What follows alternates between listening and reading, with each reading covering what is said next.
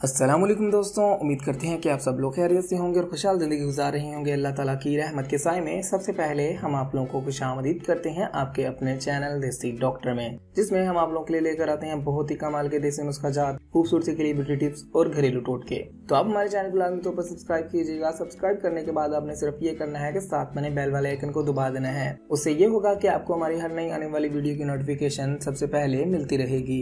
एक मतलब फिर आपकी खिदमत में हाजिर हुए बहुत ही कमाल की जानकारी लेकर। आज की इस वीडियो में हम आपको बताने जा रहे हैं चंद ऐसे टोटके जिनको इस्तेमाल करके आप अपने कमर दर्द से निजात पा सकते हैं।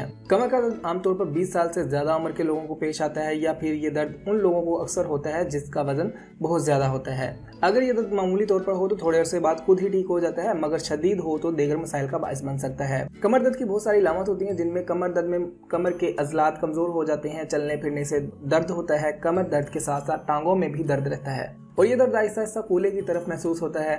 मरीज को सख्त बेचैनी होती है, मरीज आसानी से झुक नहीं सकता, शदीद दर्द की सूरत में बुखार भी हो जाता है। इसके अलावा वजूहात जो होती हैं इसकी, कमर दर्द की वजूहात में अजलात की कमजोरी अहम वजह होती है। इसके अलावा मोटे लोग कमर दर्द का शिकार होते हैं क्योंकि वो चलने फिरने से बेजार होते हैं और कमर के अजलात कमजोर हो जाते हैं, जिससे कमर दर्द शुरू हो जाता है। कुर्सी पर गलत अंदाज में बैठना, उल्टा सोना और ज्यादा देर झुककर काम करने से भी कमर दर्द हो जाता है। बचपन में किसी चोट की वजह से डिस्क मुतासिर होती है और बाद में शदीद कमर दर्द महसूस होता है, क्योंकि अगर डिस्क अपनी जगह से हट जाए तो ये नर्व्स पर प्रेशर बढ़ जाता है और टांग कमर के अजलात कमजोर हो जाते हैं और कमर को आगे पीछे झुकाने से शदीद दर्द महसूस होता है। अलावा कमर दर्द की वजूहात में ट्रॉमा, पोस्ट्रोल, बैक पेन, डिप्रेशन, पैलोस में सोजिश और दीगर ट्यूमर्स वगैरह शामिल हैं। बाउल सिंड्रोम की बीमारी अक्सर जवान औरतों को होती है, जिससे कब्ज और पेट दर्द जैसे अमराज लाहक हो जाते हैं। कमर दर्द से निजात के लिए आपने करना यह है कि लीमू का रस 1 चमचा लेना है, लहसुन का रस 1 चमचा लेना है, पानी 2 चम्मच लेकर आपस में मिला देना है इन सबको। यह खुराक है, इसे सुबह और शाम इस्तेमाल करने से आपको कमर दर्द से निजात मिल सकती है। कमर दर्द से निजात पाने के लिए एक और नुस्खा हम आपको खिदमत में पेश करने जा रहे हैं, जो कि ये है कि आपने सबसे पहले नंबर पर दालचीनी लेनी है 70 ग्राम,